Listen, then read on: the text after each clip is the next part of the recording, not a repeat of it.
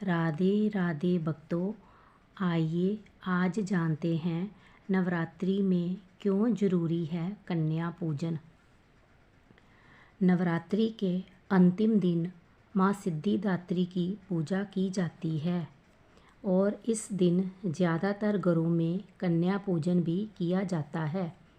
कुछ लोग अष्टमी के दिन भी कन्या पूजन करते हैं, लेकिन इस तिथि में व्रत रखने के कारण ज़्यादातर घरों में नवमी के दिन पूजा अर्चना करने के बाद कन्या पूजन किया जाता है।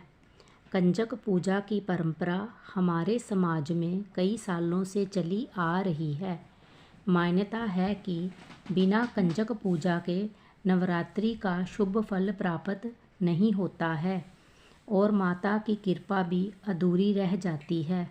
कंजक पूजन में 10 वर्ष तक की कन्याओं को बिठाकर उनको दुर्गा स्वरूप मानकर पूजन किया जाता है। इसी परंपरा को कुमारी पूजन के नाम से भी जाना जाता है। आइए जानते हैं कैसे करनी चाहिए कंजक पूजा और क्या है इसका महत्व। स्कंद पुराण के अनुसार 2 वर्ष की कन्या को कुमारी, 3 वर्ष की कन्या को त्रिमूर्ति, 4 वर्ष की कन्या को कल्याणी, 5 वर्ष की कन्या को रोहिणी, 6 वर्ष की कन्या को कालिका, 7 वर्ष की कन्या को चंडिका, 8 वर्ष की कन्या को शांभवी और 9 वर्ष की कन्या को माँ दुर्गा का स्वरूप माना जाता है।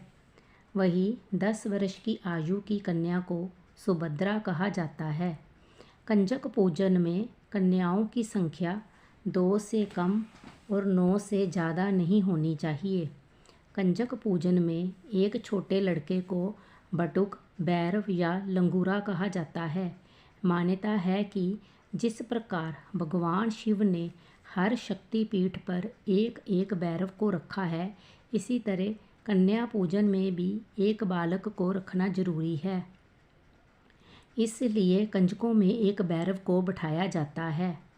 कन्या पूजन के लिए सभी कन्या और लंगूरा को घर पर बुलाने पर पूरे परिवार को उनका स्वागत करना चाहिए। उनको भी माता का दर्जा देते हुए सेवा सत्कार करनी चाहिए। साथ ही माता के जयकारे लगाने चाहिए। इसके बाद उन सभी के पैरों और हाथों को धोएं और उनके पैर छूकर आशीष लें। इसके बाद सभी कन्याओं के सिर पर लाल चुनरी उठाएं।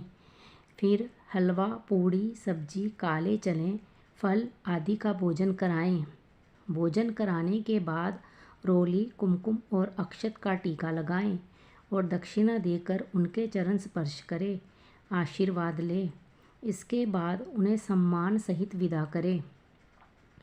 कन्या पूजन करने से माता की विशेष कृपा प्राप्त होती है। मान्यता है कि बिना कन्या पूजन के नवरात्रि का पूरा फल नहीं मिलता है। इससे माता रानी प्रसन्न होती है और सुख, शांति और समृद्धि का आशीर्वाद देती है। कन्या पूजन करने से परिवार के सभी सदस्यों के बीच प्रेम भाव बना रहता है और सभी सदस्यों की तरक्की होती है। 2 वर्ष से लेकर 10 वर्ष तक की कन्या की पूजा करने से व्यक्ति को अलग अलग फलों की प्राप्ति होती है। जैसे कुमारी की पूजा करने से आयु और बल की वृद्धि होती है, त्रिमूर्ति की पूजा करने से धन और वंश वृद्धि, कल्याणी की पूजा से राज सुख, विद्या, विजय की प्राप्ति होती है, कालिका की पूजा से सभी संकट दूर होते हैं और चंडिका की पूजा से ऐश्वर्य व धन की प्राप्ति होती है। शांभवी की पूजा से विवाद खत्म होते हैं और दुर्गा की पूजा करने से सफलता मिलती है। सुभद्रा की पूजा से रोग नाश होते हैं और रोहिणी की पूजा से सभी मनोरथ पूरे होते हैं। कथा समाप्त हुई। राधे राधे।